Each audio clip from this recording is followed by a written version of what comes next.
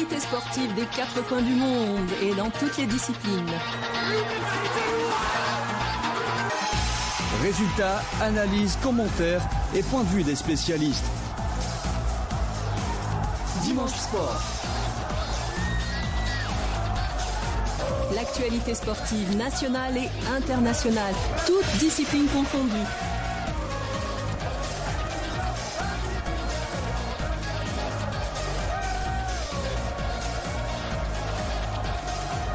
Dimanche Sport, pour vous, sur Radio Algérie Internationale.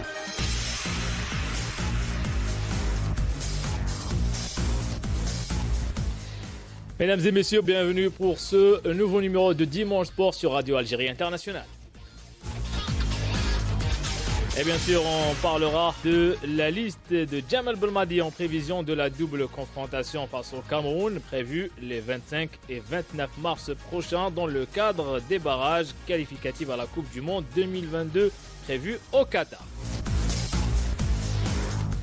On parlera également de la Ligue des champions africains de football et la qualification des deux représentants algériens en quart de finale de cette compétition. On parle bien sûr de l'entente de Sétif et le CRB Belouizdad.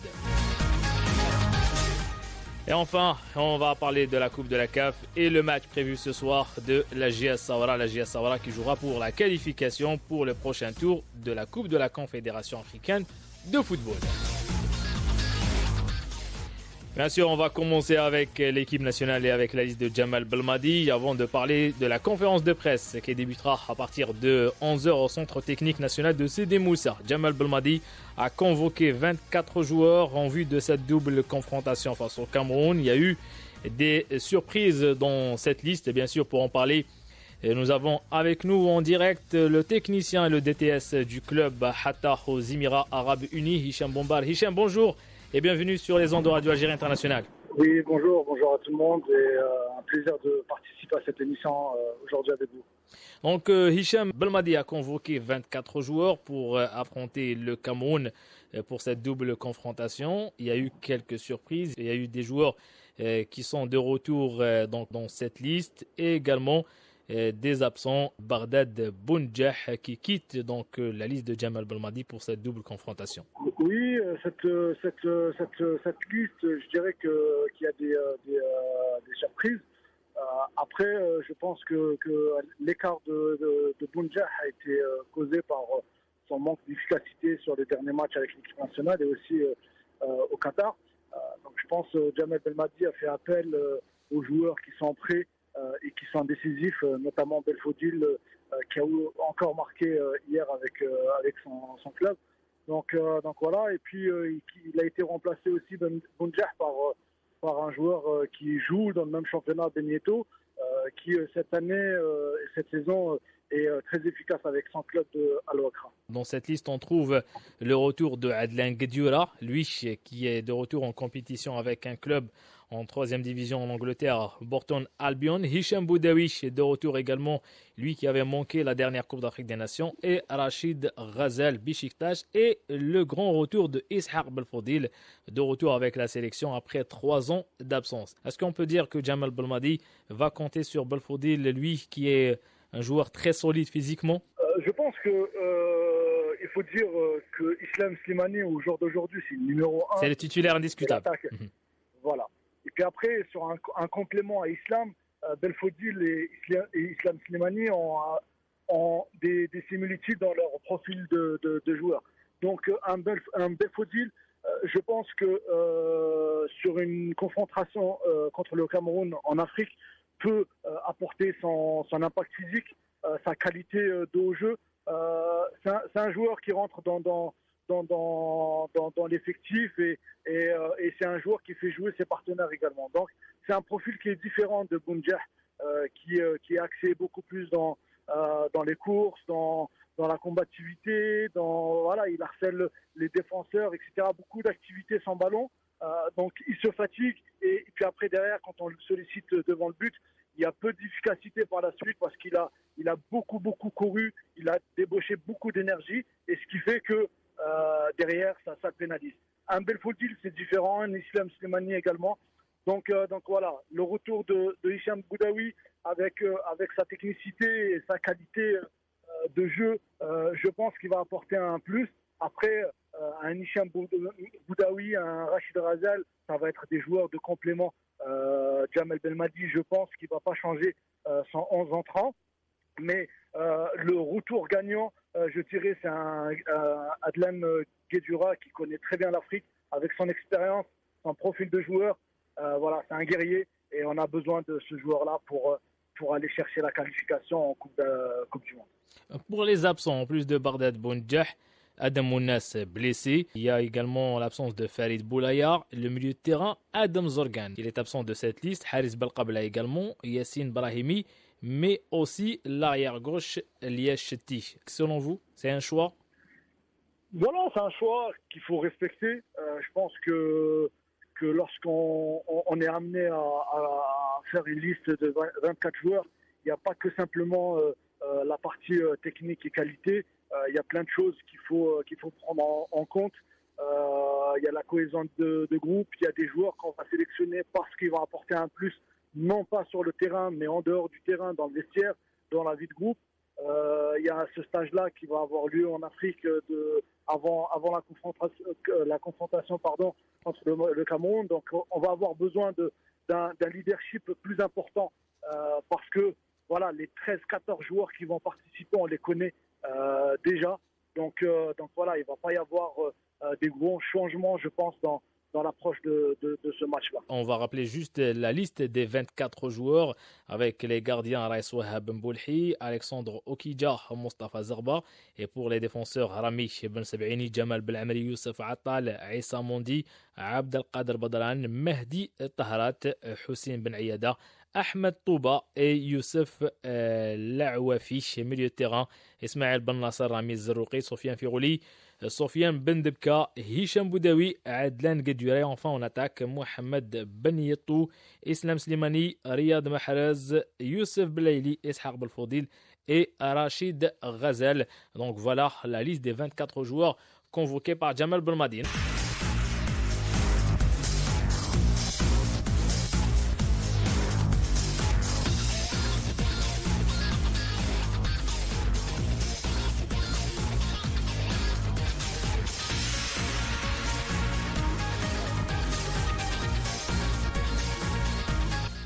Et nous avons également un confrère, un ami journaliste de Africa Foot United. Il s'agit de William Tchongo. Il est avec nous en direct de Cameroun pour parler de la préparation, bien sûr, pour ce match. William Tchongo, bonjour et bienvenue sur Radio Algérie International. Bonjour à tous les auditeurs de Radio Algérie International. C'est un plaisir d'être avec vous ce matin. Donc William, le Cameroun se prépare pour ce match face à l'Algérie, bien sûr. L'équipe camerounaise qui se trouve en stage avec le coach Rigo Versang, mais également on prépare ce match à Douala, au stade de Djapoma, pour abriter cette rencontre. Parlez-nous un peu de la préparation de cette rencontre, une rencontre très importante pour l'Algérie, pour le Cameroun. Oui, c'est une rencontre très importante pour les deux formations. Je crois que de tous les côtés, les petits plats sont mis dans les grands pour éviter tout faux pas qui priverait chaque équipe de cette qualification précieuse pour la Coupe du Monde. Du côté du Cameroun, je crois que les préparatifs vont bon train. Ils se sont accélérés ces derniers jours. On sait par exemple que le stade de Djapoma qui va abriter cette rencontre est en train de faire sa toilette depuis quelques semaines. Le ministre des Sports y était il y a quelques jours pour s'assurer de l'effectivité des travaux pour permettre à cette pelouse qui a été tant décriée pendant la Coupe d'Afrique des Nations 2021 de revêtir une certaine qualité avant cette rencontre capitale face à l'Algérie. Donc pour ce qui est du stage, il va commencer aujourd'hui parce que le staff technique des Lions Indomptables est attendu à Douala aujourd'hui. Donc ils vont prendre leur quartier à Douala en attendant que les joueurs commencent à arriver dans la soirée et demain pour d'autres. Donc au niveau du Cameroun, c'est un match qui est pris très au sérieux. Je crois que ce soit au niveau de la fédération, que ce soit au niveau du ministère des Sports, il y a des préparatifs sont en train d'être faits, et même au niveau du public, il y a cette attente-là, cette ferveur, cette envie d'aller pousser les Lions à la victoire lors de cette manche aller très capitale ici à Douala. Justement, un match très important, mais également la qualification reste un objectif pour les deux équipes. L'Algérie qui a malheureusement raté sa participation à la Coupe d'Afrique des Nations et le Cameroun qui a été éliminé en demi-finale à domicile. Le Cameroun qui voulait remporter ce titre donc à domicile. Maintenant, on peut dire que la qualification, c'est une occasion pour se racheter devant le public de chaque équipe. Oui, absolument. C'est une occasion de rachat. Parce que le Cameroun espérait bien sûr remporter une sixième couronne africaine en abritant cette Coupe d'Afrique des Nations. Ça n'a pas été le cas. Le public a été quelque peu déçu de cette sortie en demi-finale. Et même si après il y a eu cette rencontre, cette troisième place, je crois qu'elle n'a pas satisfait les Camerounais qui attendaient rien d'autre que la victoire. Et puis, du côté algérien, on sait, l'Algérie venait au Cameroun en super favori. C'est une équipe qui s'est plutôt montrée méconnaissable sur le terrain, malgré tous les espoirs qui étaient placés en elle. Et l'Algérie, avec son effectif, était attendue. Pourquoi pas pour rééditer l'exploit de 2019 en Égypte. Ça n'a pas été le cas. Donc, on comprend très bien que les deux équipes mettront toutes leurs forces dans cette bataille parce que une qualification pour la Coupe du Monde viendrait bien sûr calmer les cœurs, calmer les supporters qui, pour beaucoup, n'ont pas encore digéré ces désillusions-là pendant la Coupe d'Afrique des Nations 2021 au Cameroun. Donc, on s'attend à un match véritablement intense à tous les niveaux. Même les supporters doivent jouer leur partition. Et depuis quelques jours au Cameroun, on apprend qu'il y a beaucoup de charters qui viendront d'Algérie. Ça montre bien que il y a cet intérêt, cette envie-là de part et d'autre de remporter, d'obtenir cette qualification pour la Coupe du Monde qui, on le sait bien, au-delà même de ce prestige d'y participer, c'est quelque chose qui permettrait de renflouer les caisses des fédérations comme celle du Cameroun qui aujourd'hui a des difficultés. Donc il y a de multiples enjeux autour de cette rencontre et je pense que tout le monde est en train de mettre les chances de son côté pour que cette qualification lui revienne. Donc on a une équipe d'Algérie qui sera forcément revancharde après ce qu'elle a vécu ici au Cameroun. Et après les frustrations également qu'elle a subies et le fait de reprogrammer cette rencontre à Japoma, c'était peut-être davantage pour en rajouter à cette frustration, mais l'Algérie doit certainement être préparée en conséquence pour faire face à toutes les difficultés auxquelles elle sera forcément soumise au Cameroun. Et on espère que du côté de l'Algérie également, quand le Cameroun, ça va se jouer fair play. Donc, c'est vrai que le plus important, c'est pour chacune des équipes de se qualifier, mais il faudra quand même que cette rencontre se dispute dans une ambiance plutôt amicale, plutôt sereine. Et c'est ça qui fera davantage la beauté de ce football, parce qu'on n'en doute pas, un match Cameroun-Algérie, c'est un match où on va forcément se régaler en termes de spectacle. Et il ne faudra pas que d'autres considérations, je vais dire sportives viennent se greffer à cela, parce que quel que soit le qualifié, que ce soit le Cameroun, que ce soit l'Algérie, l'Afrique aura un bon représentant en Coupe du Monde. Et l'objectif devrait désormais être pas simplement de participer à cette Coupe du Monde, c'est vrai qu'il faudra miser sur des équipes capables d'aller représenter valablement le continent africain à ce niveau-là.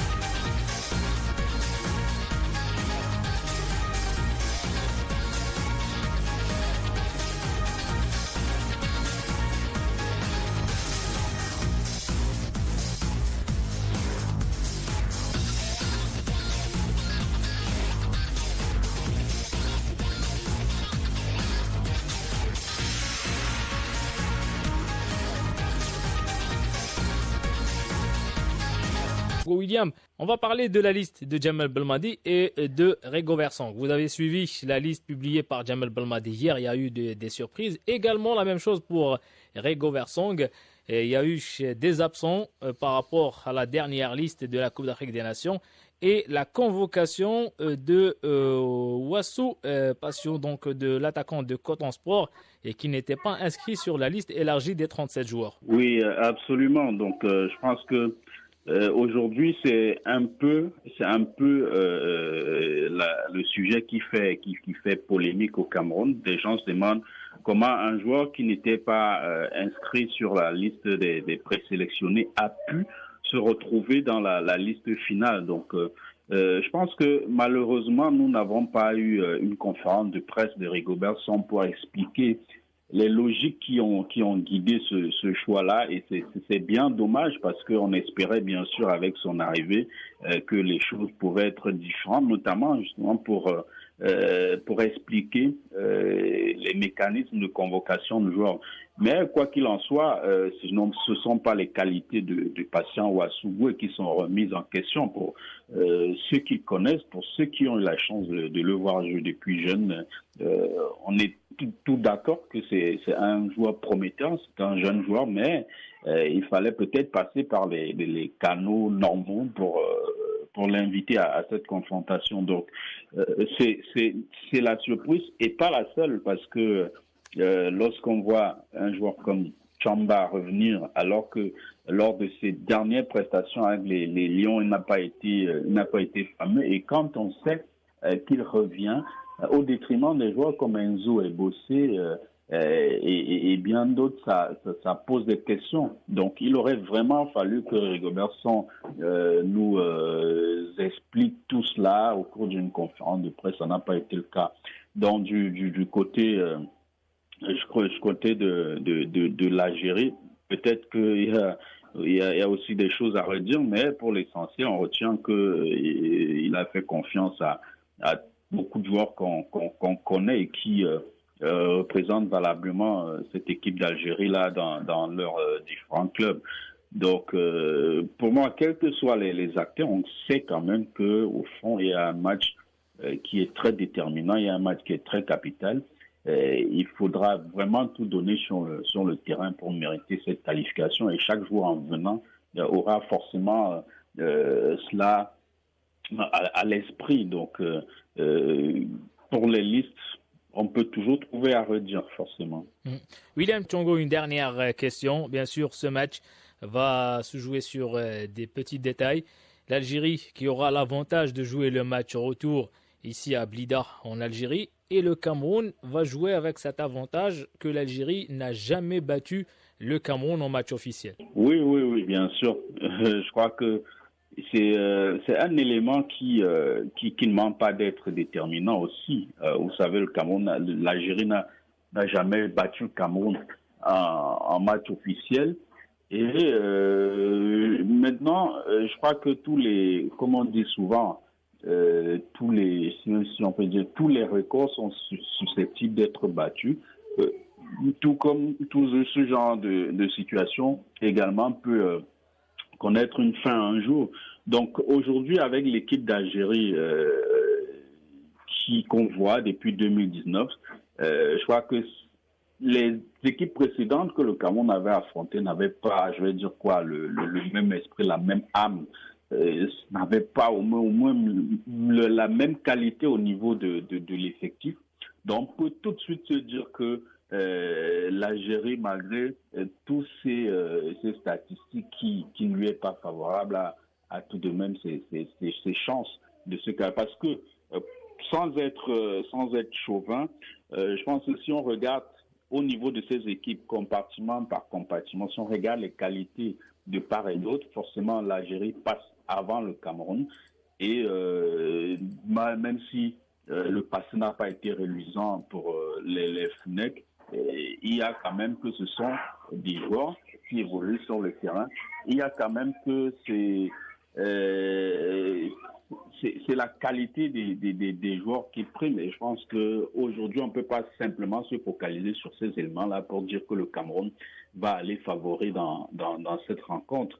ça va se jouer sur le terrain. C'est une série que l'Algérie est capable de briser aujourd'hui parce qu'elle en a les moyens. Mais aussi, je pense qu'au niveau du Cameroun, ça va un peu booster le moral des joueurs qui vont se dire on a quand même là en face une équipe qui nous a jamais vraiment posé de difficultés en match officiel. Donc, c'est des éléments aussi, ça prend avec beaucoup de pincettes, bien qu'ils soient aussi déterminants pour la préparation, je vais dire, psychologique et mentale d'une telle rencontre. William Tchongo, journaliste de Africa Foot United, vous étiez en direct avec nous du Cameroun. Merci beaucoup. C'est moi qui vous remercie de m'avoir associé à cet échange ce matin. Et on espère avoir deux très beaux matchs entre le Cameroun et l'Algérie les 25 et 29 mars. On espère que le meilleur sera qualifié pour la Coupe du Monde au Qatar. Merci beaucoup, William Tchongo. Donc voilà, notre ami et journaliste de Africa Foot United, vous étiez en direct avec nous de Yaoundé au Cameroun pour parler de cette double confrontation.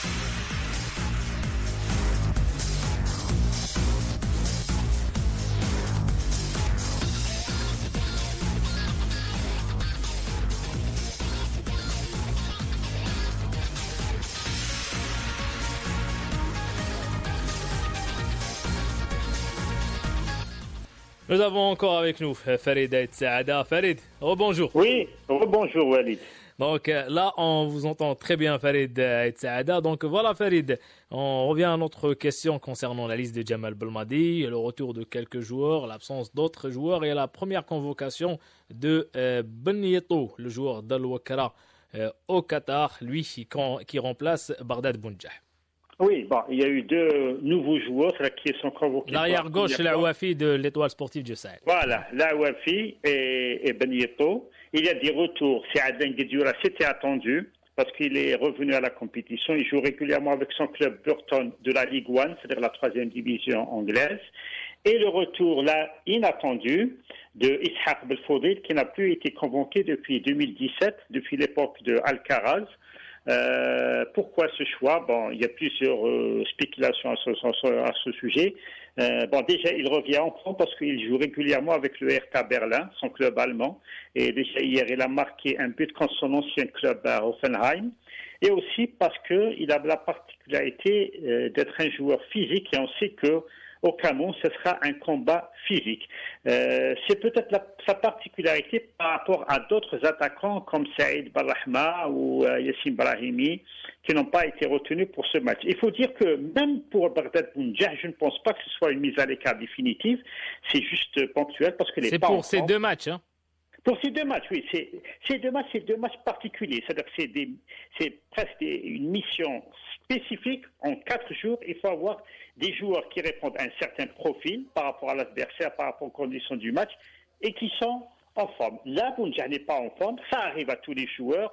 C'est arrivé à d'autres joueurs de ne pas être en forme et de revenir en équipe nationale, comme c'est le cas par exemple de Hicham Boudaoui qui n'avait pas été retenu pour la CAN, mais qui revient pour ce match.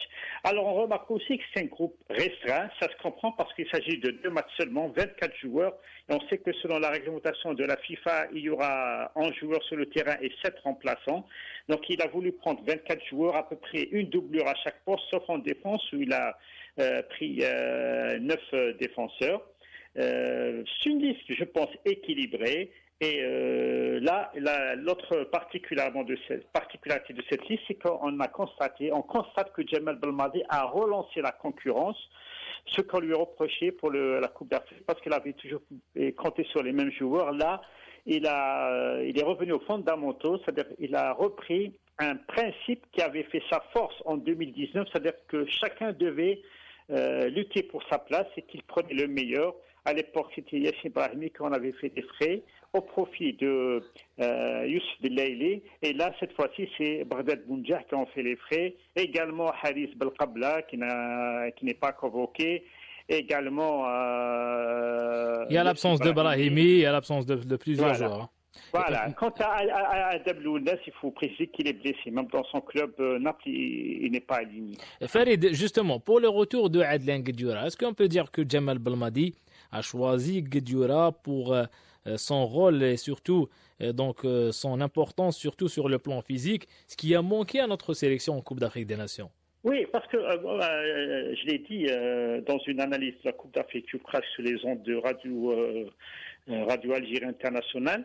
L'une des raisons qui ont fait que ça n'avait pas marché au Cameroun pour l'équipe nationale, c'est que Djemal Belmadi avait reconduit le même schéma tactique qui avait fait succès en 2019 en Égypte, mais sans une pièce importante, c'est-à-dire un profil important dans ce schéma tactique, c'est-à-dire un joueur comme Adlen Guedioura, un joueur physique qui peut peser sur les attaques adverses, qui peut être un milieu de terrain récupérateur et en cas de perte du ballon, se mouvoir en défenseur central et donc apporter une présence physique en défense, une présence supplémentaire et aussi une présence sur les duels aériens. Ce qui a manqué en sélection parce que Haris Belkabla n'a pas ce profil et même Ramiz Zalouki qui a beaucoup de qualités techniques, mais il n'a pas ce profil. Or, on le sait très bien qu'au match aller, surtout au match aller à Douala, ce sera surtout un combat physique et là, il faudra répondre présent. Et on sait qu'Adlen Guedioura a tout fait ces dernières semaines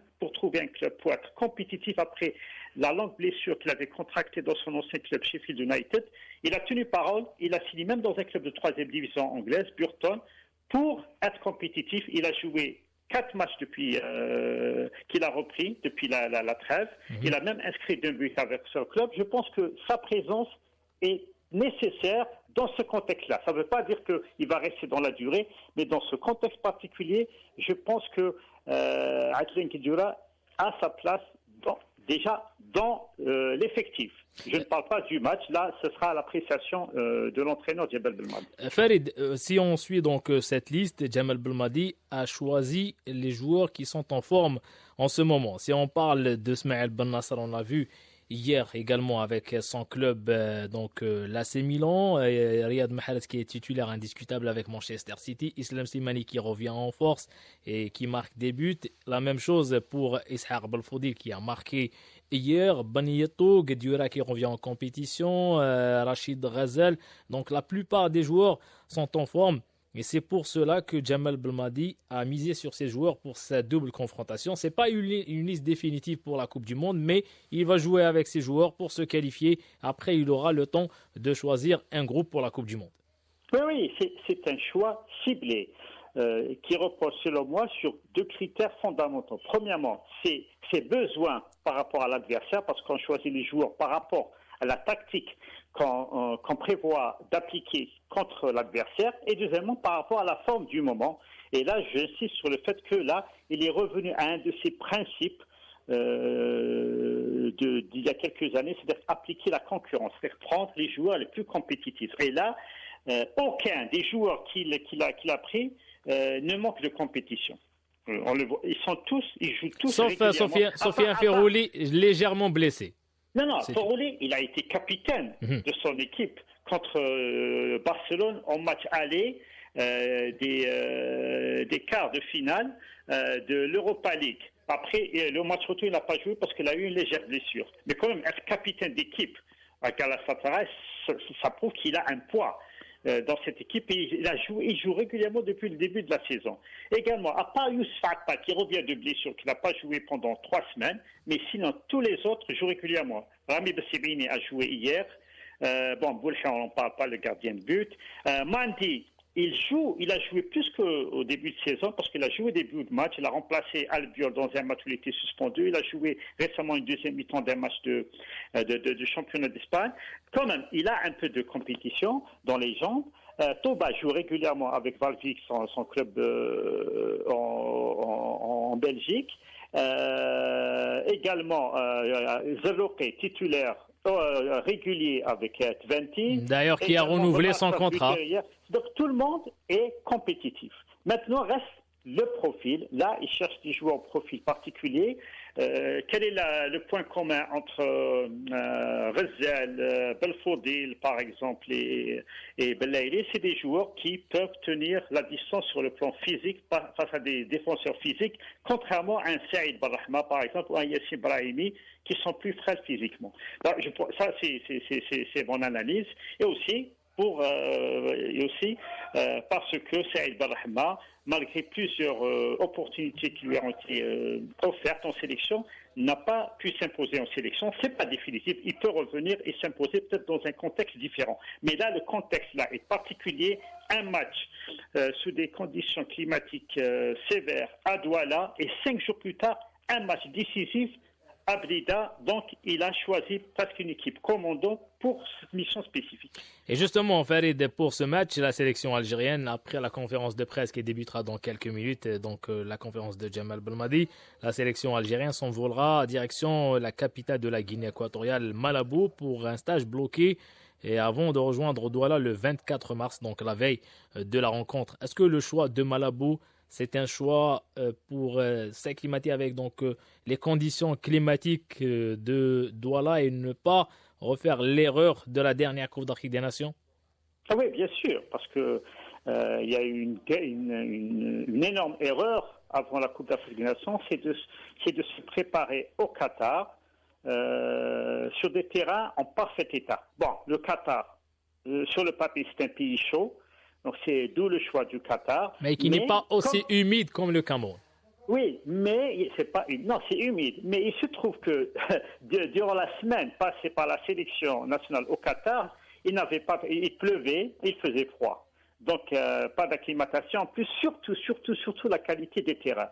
On ne prépare pas des matchs prévus sur des terrains en mauvais état, sur des terrains en parfait état. Ça, c'était une erreur. Là, c'est bien de corriger ces erreurs. C'est tout à l'honneur de la sélection nationale. Là, il prévoit un stage dans un pays limitrophe du Cameroun, à la même altitude, c'est-à-dire dans les mêmes conditions climatiques, et à 45 minutes de Douala pour qu'il puisse rejoindre cette ville rapidement jeudi. Et aussi, j'espère, sur des terrains similaires à celui de Japoma sur lequel se déroulera le match. Justement, Farid, on a eu donc un journaliste camerounais qui se trouve sur place, donc notre ami William Chongo. Il a parlé de la pelouse et qui a affirmé que la pelouse de Japoma a changé par rapport à la dernière Coupe d'Afrique des Nations, qui se trouve en très bon état. Et ce qui, d'ailleurs, c'est le souhait de Jamal Belmadi, lui, qui a demandé juste une bonne pelouse pour pratiquer du bon football. Voilà donc pour la pelouse, en attendant de voir donc le jour du match. Mais aussi, il a parlé d'un point très important au niveau de la sélection camerounaise et dans ce groupe, les choix de Rigo Versong, la convocation d'un joueur qui ne figurait pas dans la liste élargie des 35, des 37 joueurs, c'est un attaquant de Coton Sport, il s'agit de Wasso Passion. Et également, il n'y a pas eu une conférence de presse avant ce match. Donc, il y a des trucs qui se passent au niveau de la sélection camerounaise et de la fédération camerounaise. Bon, déjà, juste un mot rapide sur la pelouse.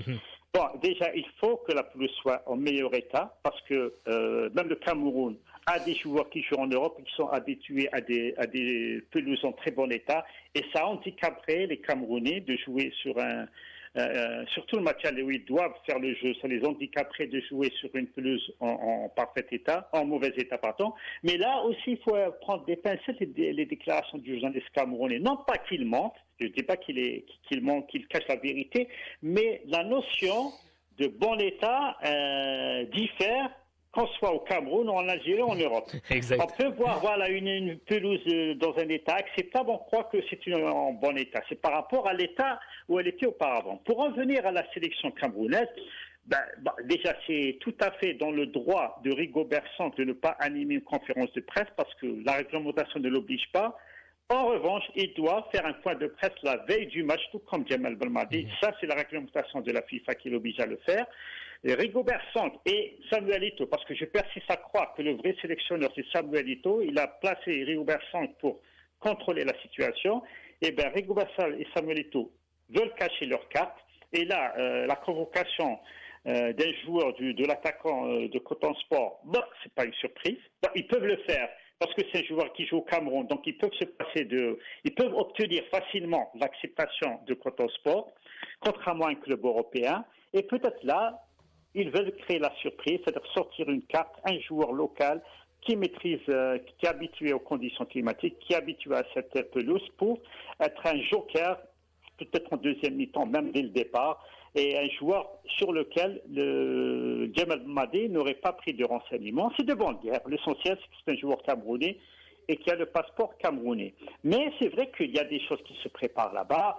On sait que les Camerounais ont toujours été très mystérieux, sauf quand il y a des conflits entre eux. Là, ça sort dans les médias. Mais ils font ce qu'ils veulent parce qu'eux aussi, ils ont la pression. Samuel Eto'o est venu à la tête de la fédération camerounaise avec des ambitions. Sa principale ambition, c'est d'intégrer un jour les instances internationales de la FIFA, mais pour cela, il faut qu'il ait des résultats. Il a eu la déconvenue de la Coupe d'Afrique, malgré un parcours honorable, puisque le Cameroun n'avait perdu aucun match. Il avait perdu en demi-finale au tir au but. C'est une élimination, mais ce n'est pas une défaite. Mais quand même, il y a l'amertume de l'échec, puisque le Cameroun comptait remporter cette édition. Et là, il ne doit pas se rater pour la Coupe du Monde, surtout que le Cameroun détient à ce jour le record de nombre de participations d'une sélection africaine en Coupe du Monde qui est de 7. L'Algérie a 4 participations. Si l'Algérie se qualifie, elle passera à 5 participations. Mais si c'est le Cameroun, il augmentera ce record pour arriver à 8 participations en Coupe du Monde. L'enjeu est important, tout le monde veut être au Qatar 2022, donc c'est normal que chacun cache son jeu. Farid, une dernière question. Le match aller aura lieu donc à 18h au stade Douala à Djapoma, l'Algérie, Cameroun. Le meilleur scénario, c'est de ne pas perdre? Le meilleur scénario, bien sûr, c'est de ne pas perdre. Encore, il y a un meilleur scénario, c'est de ne pas perdre en inscrivant un ou plusieurs buts, parce que alors, contrairement à ce que pensent beaucoup de gens, on sait que... La nouvelle règle de l'UEFA n'est pas appliquée en Afrique. Voilà, exactement. Et il y a dans la Ligue des Champions, parce qu'il y a des gens qui suivent la Ligue des Champions européenne, l'UEFA n'applique plus la règle de l'avantage du but à l'extérieur en cas d'égalité. Mais la CAF et la FIFA continuent d'appliquer ce principe. C'est-à-dire qu'en cas d'égalité, un but marqué à l'extérieur comptera double. Donc, il est important, c'est pas décisif, mais il est important de marquer à l'extérieur. Pour moi, le meilleur scénario dans l'absolu, c'est de gagner. Exact. Mais voilà, mais un scénario acceptable, c'est de ne pas perdre et de préférence en marquant à l'extérieur. On espère bien sûr un bon résultat de la sélection algérienne au Cameroun. Le match retour ici à Blida. Farid Aït Saada, notre ami journaliste, merci beaucoup. Merci Walid.